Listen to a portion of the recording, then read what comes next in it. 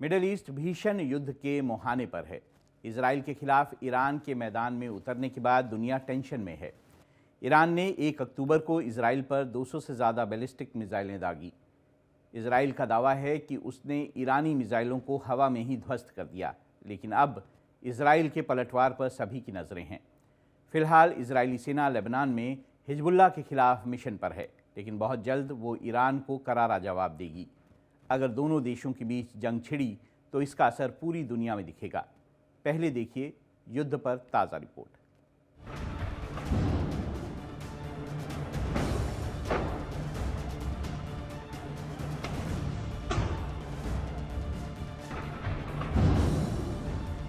Middle East में Israel अपने दुश्मनों को चुन चुन कर मार रहा है। पहले गाजा में घुसकर हमास को पूरी तरह से तबाह किया और अब उसके टारगेट पर हिजबुल्लाह और हूती विद्रोही हैं।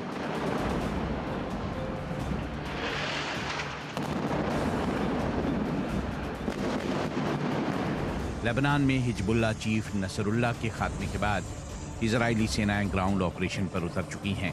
हिजबुल्लाह के खिलाफ आईडीएफ के मिशन के बीच ईरान के युद्ध में उतरने से तस्वीर बदल गई है। अब मिडिल ईस्ट में महायुद्ध की आहट सुनाई देने लगी है। 1 अक्टूबर को ईरान ने इजराइल पर करीब 200 मिसाइलें दागी। ईरान के मिसाइल हमले की तस्वीरें और वीडियो सोशल मीडिया पर वायरल हैं। हालांकि इजराइल ने दावा किया है कि उसने ईरानी मिसाइलों को हवा में ही मार गिराया। ईरानी हमले से कोई नुकसान नहीं हुआ है, लेकिन इजराइल पर हवाई हमला कर ईरान ने युद्ध का रुख मोड़ दिया है। ये इजराइल पर अब तक का सबसे बड़ा हमला माना जा रहा है।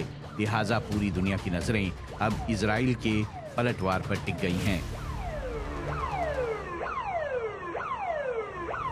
इजराइल के आर्मी चीफ ने कहा है कि उनका देश मिडिल ईस्ट में कहीं भी हमला कर सकता है। ईरान के भीषण मिसाइल अटैक के बाद अभी तक इजराइल ने ईरान को सीधा जवाब नहीं दिया है, लेकिन इतना तो साफ है कि वो चुप नहीं बैठेगा। लेबनान में हिजबुल्लाह को निपटाने के बाद वो ईरान से निपटेगा और करारा पलटवार करेगा।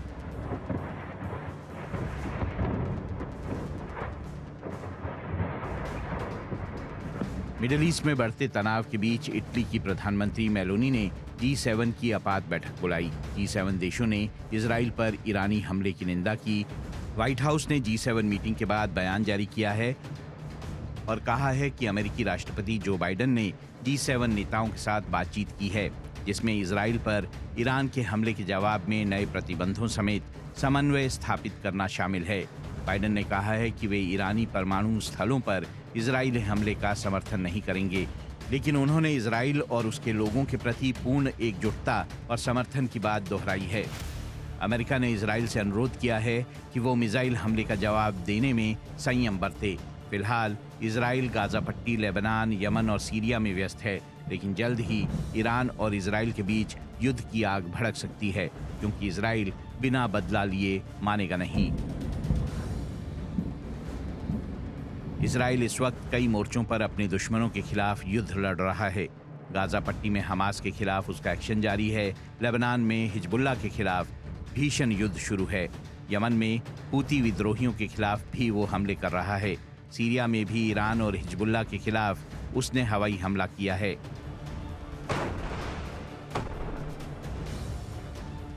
आईडीएफ हिजबुल्लाह के टॉप लीडर्स को पहले ही मार चुकी है, अब उसकी जड़ें उखाड़ने में जुट गई है। दूसरी तरफ यमन में हूती विद्रोहियों के हमले का 2 दिन पहले ही जवाब दिया है। सीरिया की राजधानी दमिश्क में भी इजराइल ने एयर स्ट्राइक की है, जिसमें नसरुल्लाह के दामाद के मारे जाने की खबर है। जाहिर है इजराइल चौतरफा ईरान के पर कतर रहा है। उसके टुकड़ों पर पड़ने वाले हर विद्रोही संगठन को घुटनों पर ला रहा है, चाहे वो हमास हो, हूती हो या फिर हिजबुल्लाह। ईरान के हमले के बाद मिडिल ईस्ट में तनातनी बढ़ रही है। इजराइल की ओर से जवाबी कार्रवाई की धमकी के बीच ईरान के सैन्य कमांडर ने भी धमकी दी है कि अगर इजराइल ने कुछ भी किया तो इजराइल में बड़े पैमाने पर तबाही मचाएंगे। ईरान आर्म्ड फोर्सेस के चीफ जनरल मोहम्मद बाघेरी ने कहा है कि अगर इजराइल ने उनके इलाके में कोई भी जवाबी कार्रवाई की तो ईरान की सेना अपने मिसाइल हमले को कई गुना तीव्रता के साथ दोहराएगी। दावा किया जा रहा है कि ईरान के मिसाइल हमले से इजराइल में कोई नुकसान नहीं हुआ है, लेकिन अब अगर इजराइल ने जवाबी हमला बोला तो ईरान में बड़ी तबाही मच सकती है। इजराइल के निशाने पर ईरान के परमाणु ठिकाने, यूरेनियम खदान, सैन्य ठिकाने, रिसर्च रिएक्टर और अघोषित ठिकाने होंगे। ईरान के ये 5 परमाणु ठिकाने अराक, इफ्तिखार, बशहर, फार्दो, नातंज में बताए जा रहे हैं। इसके अलावा तेहरान में रिसर्च रिएक्टर है। सदन यजद में यूरेनियम खदानें भी इजराइल के ठिकाने पर होंगी। परचिन के ईरानी सैन्य ठिकाने पर भी इजराइल हमला कर सकता है। हालांकि अमेरिका ने इजराइल से कहा है कि वो ईरान के परमाणु ठिकानों को निशाना ना बनाए, क्योंकि उससे बहुत बड़े पैमाने पर बेगुनाह लोग मारे जाएंगे। लेकिन इतना तो तय है कि इजराइल बदला तो लेगा। इजराइल के हौसले इसलिए भी बुलंद हैं क्योंकि उसके सर पर अमेरिका का हाथ है। मिडिल ईस्ट में चारों तरफ अमेरिकी सेना तैनात है, जो युद्ध का रुख इजराइल के पक्ष में करने के लिए काफ़ी है।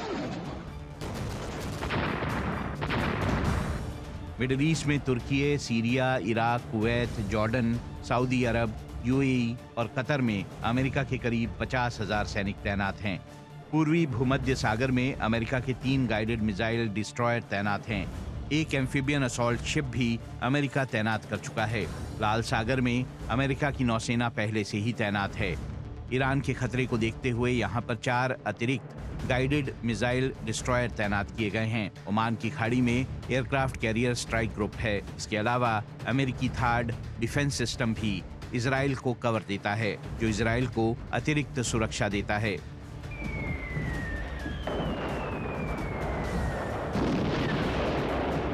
अमेरिका के मजबूत सैन्य बैकअप और आयरन डोम की सुरक्षा कवच की वजह से इजराइल के हौसले बुलंद हैं और वो चुन चुनकर अपने दुश्मनों को खत्म कर रहा है। अगर ईरान दोबारा इजराइल को टारगेट करता है तो अमेरिका भी युद्ध में कूद जाएगा। मिडिल ईस्ट में महाविनाश तय है। अगर वर्ल्ड वॉर की नौबत आई तो मिडिल ईस्ट के दूसरे देश भी इसमें कूदेंगे और इसका असर पूरी दुनिया में देखने को मिलेगा।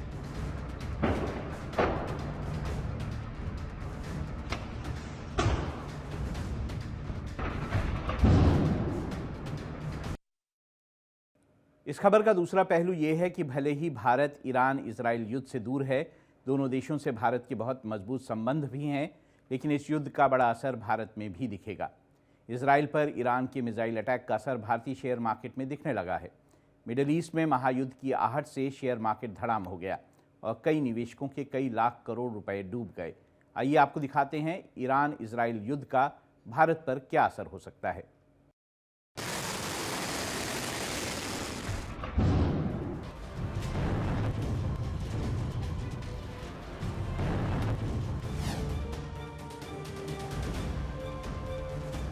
लेबनान में हिजबुल्लाह के खिलाफ इजराइल के हमलों के बीच युद्ध में ईरान की एंट्री से पूरी दुनिया टेंशन में है। भारत समेत कई देशों में महायुद्ध की आहट का असर भी दिखने लगा है।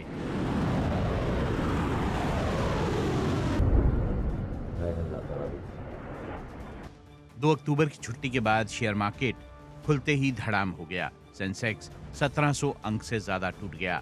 निफ्टी में भी जबरदस्त गिरावट दर्ज की गई। इससे निवेशकों के हजारों करोड़ रुपए डूब गए। आइए आपको पहले दिखाते हैं कि शेयर मार्केट क्रैश होने के पीछे की 5 वजहें क्या हैं। मिडिल ईस्ट में बढ़ता तनाव और विश्व युद्ध का बढ़ता खतरा, ग्लोबल मार्केट में हलचल, अमेरिकी और एशियाई मार्केट में गिरावट, कच्चे तेल की कीमतों में इजाफा, क्रूड ऑयल $75 प्रति बैरल के पार पहुंचा। ट्रेडिंग को लेकर सेबी का नया रूल, फ्यूचर्स और ऑप्शंस का असर और विदेशी संस्थागत निवेशकों की बिकवाली का असर। हालांकि भारतीय शेयर मार्केट पर सबसे बड़ा असर मिडिल ईस्ट में बढ़ती टेंशन और कच्चे तेल की बढ़ती कीमतों का ही पड़ा है। यूक्रेन वॉर का असर पहले ही मार्केट पर है। अगर ईरान और इजराइल के बीच युद्ध छिड़ा और मिडिल ईस्ट में तबाही मची तो भारत को आर्थिक मोर्चे पर कई चुनौतियों का सामना करना पड़ेगा। एनर्जी सिक्योरिटी, आर्थिक स्थिरता और जियोपॉलिटिकल स्थिति पर इसका असर देखने को मिलेगा। आइए आपको दिखाते हैं कि इजराइल ईरान युद्ध का भारत में क्या क्या असर होगा। भारत अपने कच्चे तेल की 2/3 ज़रूरतें और आधे से ज़्यादा लिक्विड नेचुरल गैस का इंपोर्ट पश्चिम एशिया से होकर गुजरने वाले रूट से करता है। भारत ही नहीं, दुनिया भर में ऑयल ट्रांसपोर्टेशन के लिहाज से ये सबसे अहम रूट है। अगर जंग की वजह से ये रूट प्रभावित हुआ तो भारत की एनर्जी सप्लाई पर भारी असर पड़ेगा। इससे शिपमेंट्स को लंबे रूट्स अपनाने पड़ सकते हैं, जिससे इंपोर्ट्स की लागत के साथ ट्रांसपोर्ट में लगने वाला वक्त भी बढ़ेगा।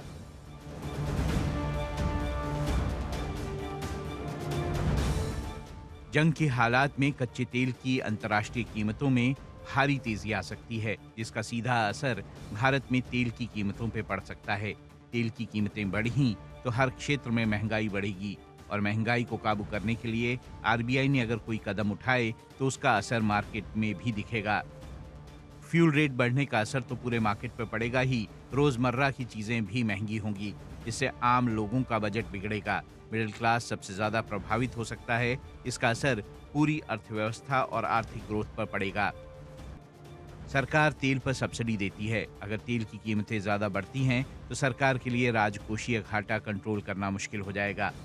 अगर कच्चे तेल की कीमत में प्रति बैरल $10 की वृद्धि हुई तो भारत का इंपोर्ट बिल 12 से 13 बिलियन डॉलर तक बढ़ सकता है। इसका ग्रोथ रेट पर भी बुरा असर पड़ सकता है।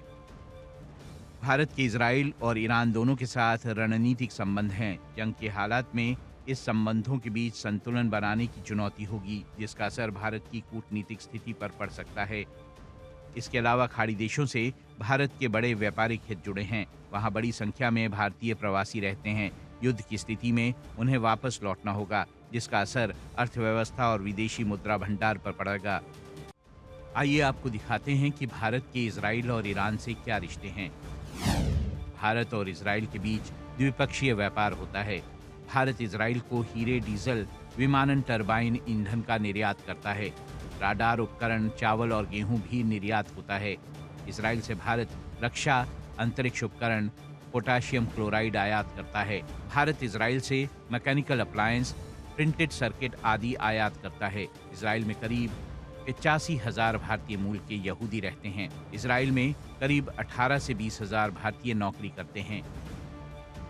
दूसरी तरफ ईरान से भी भारत के बहुत मजबूत और पुराने रिश्ते हैं।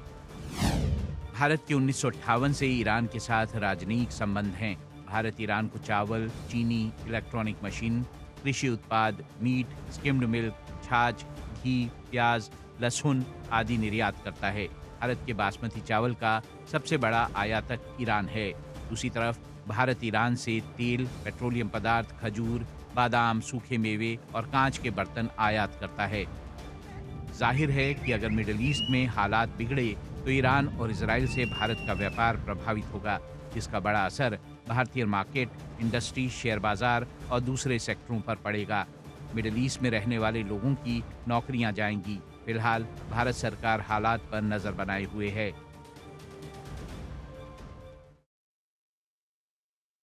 अब बात करते हैं वर्क प्लेस में बढ़ते स्ट्रेस की। कॉर्पोरेट सेक्टर की नौकरियों में बढ़ता वर्क प्रेशर युवाओं की जिंदगी छीन रहा है।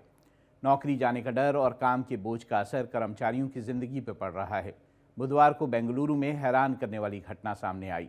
नौकरी से निकाले जाने से आक्रोशित बीपीओ कर्मी ने बस कंडक्टर को चाकू मार दिया। मुंबई में बैंक कर्मी ने अटल सेतु से छलांग लगाकर जान दे दी। पिछले हफ्ते लखनऊ में भी बैंक कर्मी की कुर्सी से गिरकर मौत हो गई। ये खबरें हैरान कर देने वाली हैं।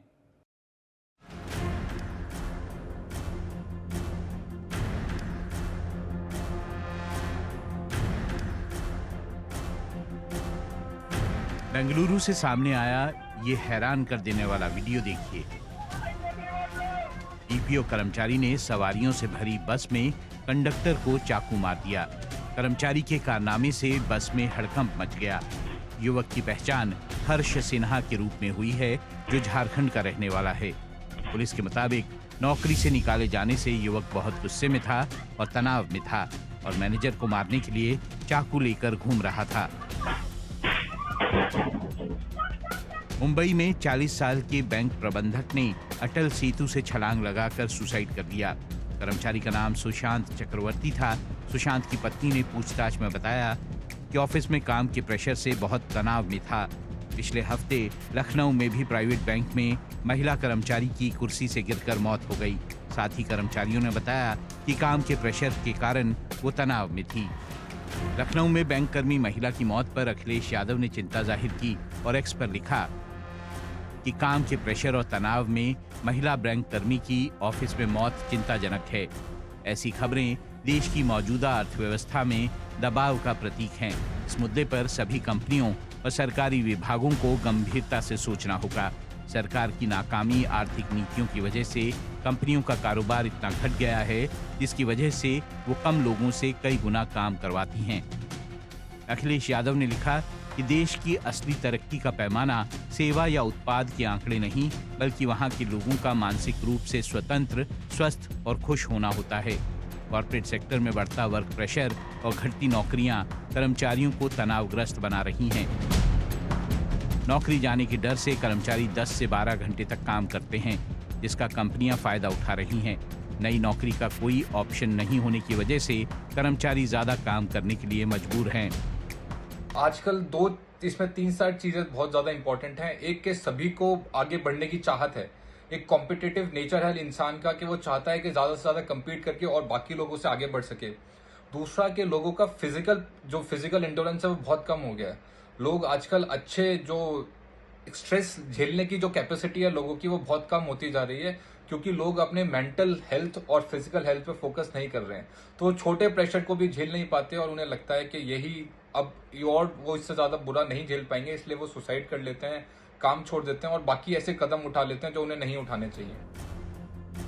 पिछले दिनों पुणे की एक कंपनी में सीए एना सेबेस्टियन की हार्ट अटैक से मौत हो गई। एना की मां का कंपनी को लिखा लेटर वायरल हुआ तो देश भर में चर्चा हुई। एना की मां के मुताबिक ऑफिस में उसे वीकली ऑफ में भी बुलाया जाता था। काम के घंटे बहुत ज्यादा होते थे, उसे देर रात तक ऑफिस में रोका जाता था। वर्कलोड की वजह से उसकी मौत हो गई। ये तमाम घटनाएं बता रही हैं कि कॉर्पोरेट सेक्टर में किस तरह कर्मचारी स्ट्रेस में हैं और वर्क प्रेशर उनकी जिंदगी बर्बाद कर रहा है। श्रम डेटा के मुताबिक भारतीयों के लिए वीकली वर्क पहले से बहुत ज्यादा है। ये वीकली 48 घंटे तक है। 51% भारतीय 49 घंटे तक काम करते हैं। भारत दुनिया में सबसे ज्यादा काम करने वाले वर्क फोर्स में से एक है। भारत में कर्मचारी चीन, सिंगापुर और जापान से भी अधिक घंटे काम करते हैं। नीदरलैंड में कर्मचारी वीकली सिर्फ 31.6 घंटे काम करते हैं। नॉर्वे में 33.7 घंटे वीकली, जर्मनी में 34.2 घंटे वीकली, जापान में 36.6 घंटे वीकली और सिंगापुर में 42.6 घंटे वीकली काम का प्रेशर है। यानी भारतीय हर हफ्ते जर्मनी के एक कर्मचारी की तुलना में 13 घंटे अधिक काम करते हैं। इसके अलावा जॉब जाने का डर और काम का प्रेशर अलग होता है। ऑफिस का ये तनाव लोगों की जिंदगी छीन रहा है। लोग तनावग्रस्त हो रहे हैं और बीमारियों का शिकार हो रहे हैं। तनाव की वजह से ही सुसाइड, हार्ट अटैक की घटनाएं सामने आ रही हैं। ऑफिस का ये कल्चर लोगों की सेहत खराब कर रहा है।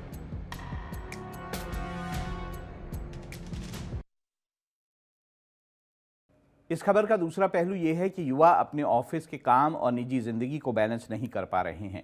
ऑफिस में ज़्यादा वर्क प्रेशर का असर उनकी सेहत पर पड़ता है। वो वक्त पर खाना पीना और सोना नहीं करते हैं, जिसकी वजह से सेहत बिगड़ती जाती है। हमें काम के प्रेशर और अपनी सेहत पर बैलेंस बनाना होगा। ये समझना होगा कि नौकरी से ज़्यादा ज़िंदगी कीमती है। सेहत से समझौता नहीं करना है। वक्त पर हेल्दी खाना खाना है और पर्याप्त नींद लेनी है। नौकरी बचाने के चक्कर में ज़्यादा वर्क प्रेशर घातक हो सकता है। स्ट्रेस यानी तनाव बहुत गंभीर समस्या बन गई है। काम का प्रेशर, फैमिली और निजी जिंदगी में लोग बैलेंस नहीं बना पा रहे हैं। इसकी वजह से बीमारियों का शिकार बन रहे हैं। कई बार स्ट्रेस लोगों की जिंदगी पर भारी पड़ रहा है। भारत के लोगों में तनाव की समस्या बहुत तेजी से बढ़ रही है। ऑफिस में गलाकाट प्रतिस्पर्धा लोगों की नींद गायब कर रही है। तनाव को लेकर हालिया आंकड़े बहुत डरावने हैं।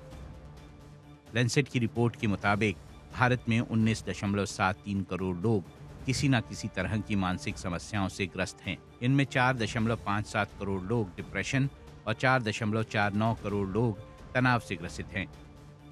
हालांकि स्ट्रेस या तनाव का दायरा इस आंकड़े से कहीं ज़्यादा है। रिपोर्ट के मुताबिक तनाव और डिप्रेशन से परेशान रहने वाले ज़्यादातर लोग शहरी युवा हैं जो कॉर्पोरेट जगत में काम करते हैं। 1990 के बाद भारत में सभी तरह की मानसिक बीमारियों से पीड़ित मरीजों की संख्या दोगुनी हो गई है, जो कि चिंता का विषय है। एक अन्य रिसर्च के मुताबिक करीब 77% भारतीयों में तनाव का कम से कम एक लक्षण दिखाई देता है, यानी हर तीसरा भारतीय तनाव और चिंता से जूझ रहा है। मुश्किल ये है कि लोग तनाव और अवसाद को गंभीरता से नहीं लेते। उन्हें लगता ही नहीं कि वो किसी बीमारी से पीड़ित हैं। एक्सपर्ट्स का मानना है कि जिस तरह शरीर की बीमारियां होती हैं, उसी तरह मानसिक बीमारी भी बहुत ज़्यादा घातक है। तनाव से दूर रहने के लिए भरपूर नींद लें, योग और ध्यान की मदद लें, एक्सरसाइज करें। ऑफिस के वर्क प्रेशर को इतनी तवज्जो ना दें कि वो ज़िंदगी को प्रभावित करने लगे। निजी ज़िंदगी और काम में बैलेंस बनाने की ज़रूरत है। ये समझना होगा कि जान है तो जहान है। अगर जान ही नहीं रहेगी तो फिर नौकरी और दूसरे सुखों का क्या करेंगे।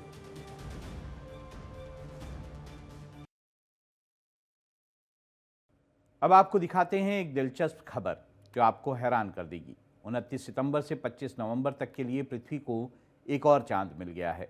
वैज्ञानिकों ने इसे मिनी मून 2024 PT5 का नाम दिया है। यह मिनी मून 25 नवंबर तक अस्थायी रूप से पृथ्वी की परिक्रमा करेगा। दरअसल ये छोटा चांद एक एस्ट्रॉयड है जो पृथ्वी के चक्कर लगा रहा है। मिनी मून के आने से अंतरिक्ष प्रेमियों की दिलचस्पी बढ़ गई है। हालांकि इसके छोटे आकार और कम चमक की वजह से इसे नंगी आंखों से नहीं देख पाएंगे। इसकी एक झलक पाने के लिए खगोलीय दूरबीन की ज़रूरत पड़ेगी।